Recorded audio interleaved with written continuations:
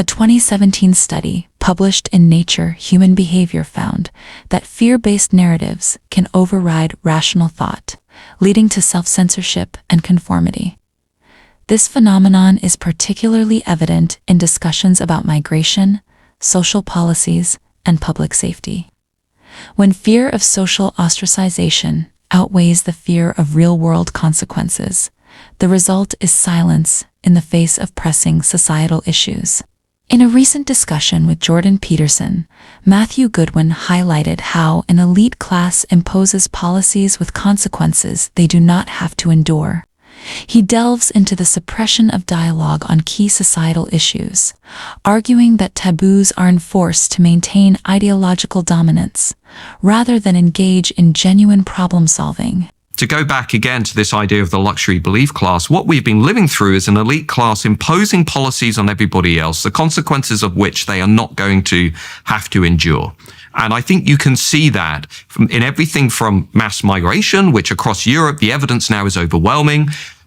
Serious academics, people like Professor Jan van der Beek, have shown this.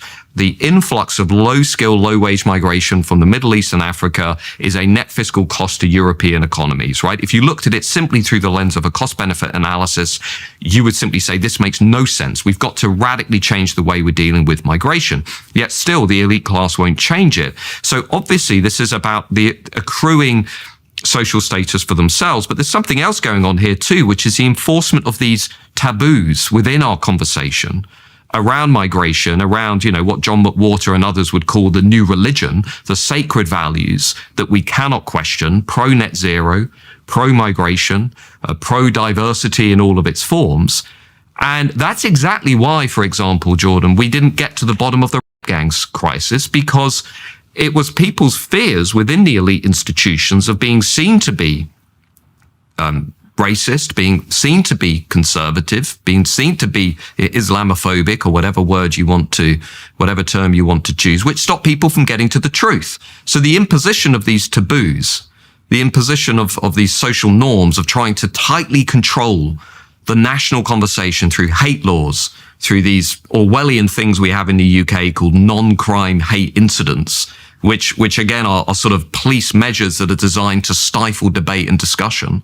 All of this, I think, is about controlling the supply of information, stigmatizing alternative opposition to the elite project, and trying to use these taboos to basically impose this elite project from above. And the losers, of course, are ordinary people who are asking themselves questions like, well, why are tens of thousands, if not hundreds of thousands, of young white working class girls being in Great Britain and nobody talked about it for 30 years? Like, that's a question a lot of people in this country are asking.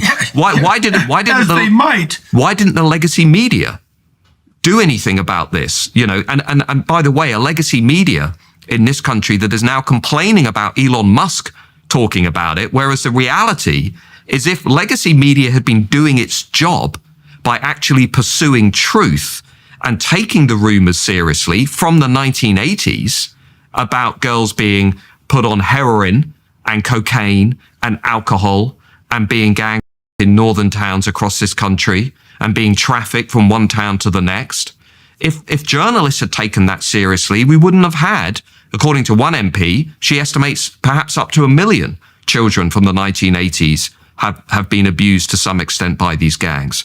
And the enforcement of these taboos is going on today, which is what makes it so remarkable. Even after the gang scandal, we've got a Labour Prime Minister, Keir Starmer, who's now come out and said, well, if you want to discuss the gangs, if you want to ask questions about the gangs, I'm not going to give you a national inquiry into this issue, but also, and I quote directly, you are jumping on the far right bandwagon if you're talking about this issue. So again, it's an attempt to control the conversation, to suppress dissent, to suppress opposition.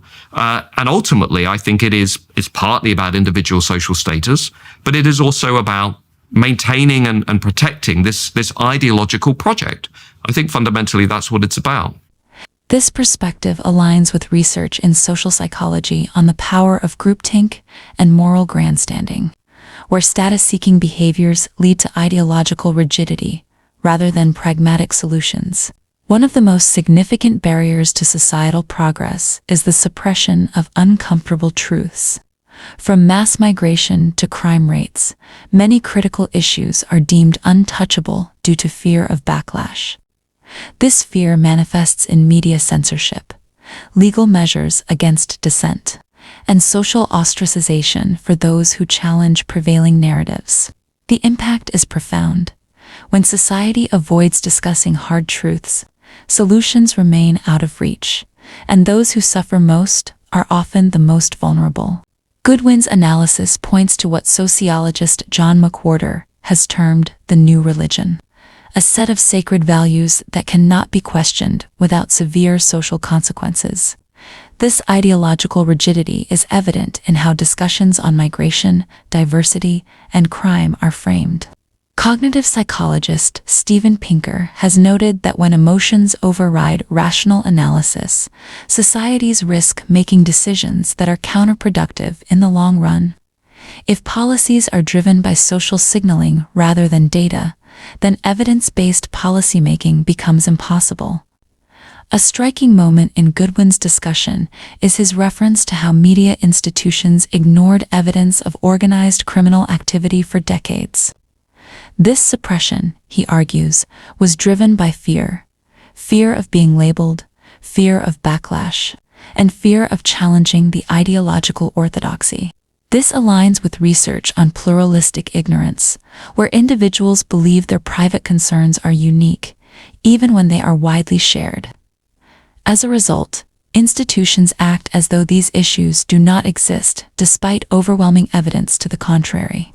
Goodwin's argument sheds light on a disturbing reality. Information control and ideological conformity are preventing society from addressing major issues effectively. The unwillingness to challenge prevailing taboos leads to the continued suffering of vulnerable populations. The erosion of journalistic integrity and a widening gap between elite policymakers and everyday citizens. Without open discussion, solutions remain elusive, and trust in institutions continues to decline. This conversation raises important questions. How do we balance open discourse with responsible discussion? Are we allowing fear to dictate what can and cannot be addressed? Share your thoughts in the comments below. Have you ever held back from discussing a difficult topic due to fear of social consequences?